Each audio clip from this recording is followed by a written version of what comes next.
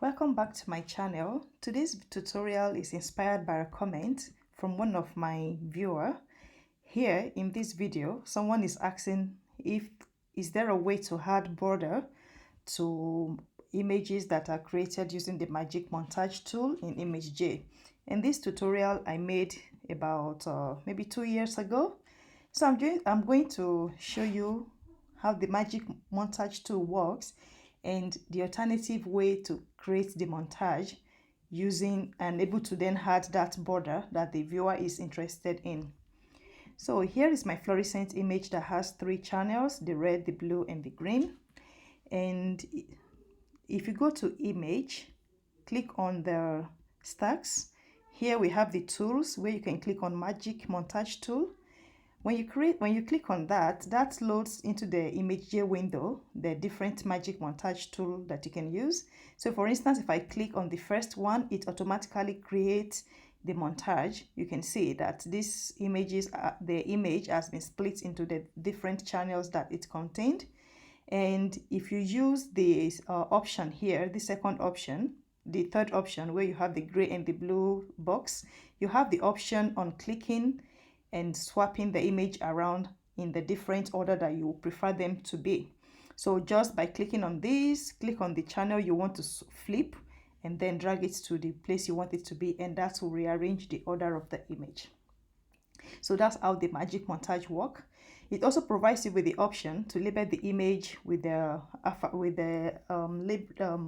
labels. So here, if you want to give them A, B, and C, you just have to click on the ABCD option here.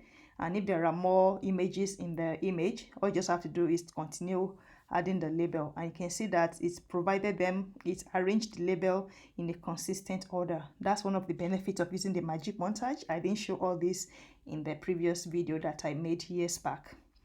Another thing that is possible with the Magic Montage tool is that you see this drop down arrow. If you click on it, you have the option to tell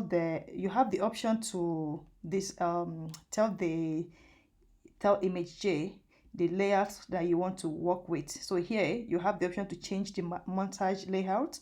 Currently we have the images being displayed in 3 columns and 1 row. Here we can tell it that, okay, display the image as 2 by 2. That's if you have like a 4 channel image. And if you click OK, you can see that we've lost the previous image and we have the new one. You can see the red, the blue, the red, and the green. Clicking on this third option again, we have the option to swap around the order that we want the image to be, and you can still do the labeling if you want the images to be labeled. So that is it with the Magic Montage tool. The limitation with the Magic Montage tool is that there is no option to create spacing between the different image, like to give it a better ordering, like when you arrange the images in PowerPoint, the way you leave a space between them. So I'm going to put this here and then show you the way to go about that. So if we go to image, stacks, instead of going to tools to select the Magic Montage tool, instead we'll be going from stacks to make montage. And here we have the option to also tell the software to create the image as a 2 by 2 image, and then click on OK. So when I clicked on OK, you can see that it's exactly the same way the Magic Montage tool has created the image. And the extra thing I want to show you apart from the Magic Montage is how to then add this spacing between the image. So going back to, let me go back to my stack image, go to image, stacks, make montage. Here the software actually provided us with an option if we want to introduce a border width. So by changing the value from 0 to something like 5 or 10, it's going to create spacing between the image that has been used for the montage. So here, let's assume we are increasing the border width by 10 and we say OK. You can see that now we have the image being rearranged with spacing between them compared to the earlier one we had with the Magic Montage, or with the one I also created with the by going to Stack Make Montage directly. If you notice that the sizing of this image has changed, when I use the Magic Montage, you see that I had a 10 by 24, 1024 pixel by 1012 and 24 pixel compared to the standard size. This is just about scaling. I will show you what the scaling does. For instance, we have our stack. I'm sorry if this video is getting longer, but I want you to understand the different possibilities that are available to you when you are processing image, and you need to take notes of this different image manipulation.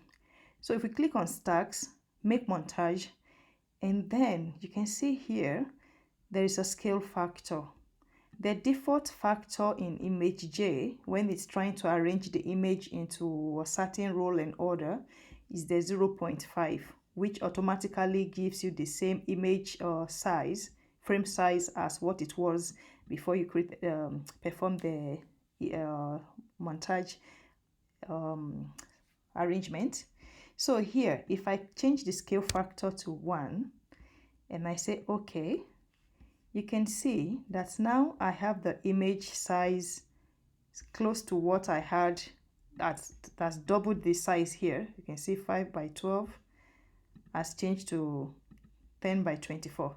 It's showing by 34. However, that shouldn't really be. Okay. I think I know it's because of the extra spacing I've created. Remember, I added a value of 10. So that is why this from 1024 by 1024 frame size, it's showing as 1034 because of the extra 10 pixels spacing that I added on X and on the Y axis. So that makes a total sense. So just know that there are different things that you can do in ImageJ. Just pay attention. So if you are going to be adding the border width, just know that you're adding just an extra 12 pixels to differentiate the image from each other. And this is uniform both in X and Y. And you can also just leave it as it was earlier in the Magic Montage. So please let me know in the comment section what type of video you would like me to make next. My videos are now based on upon request because I have stopped performing experiments, so I have less and less tutorial to record. However, when you request of me to make a tutorial, I'm always eager to quickly dive into ImageJ, find out how to do it, and then share the result with you by recording a tutorial. Thank you for watching this video. I will appreciate if you like this video and share with your friends that are also working with image analysis, and I'll see you in my next video. Goodbye.